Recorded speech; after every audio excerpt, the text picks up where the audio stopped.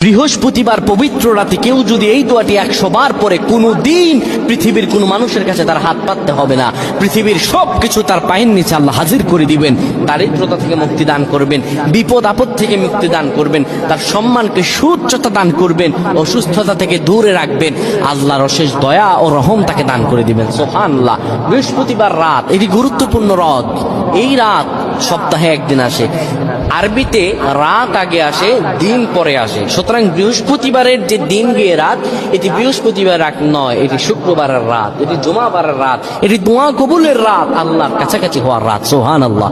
এই বৃহস্পতিবার রাত আল্লাহ তাআলা বান্দার দোয়া কবুল করেন।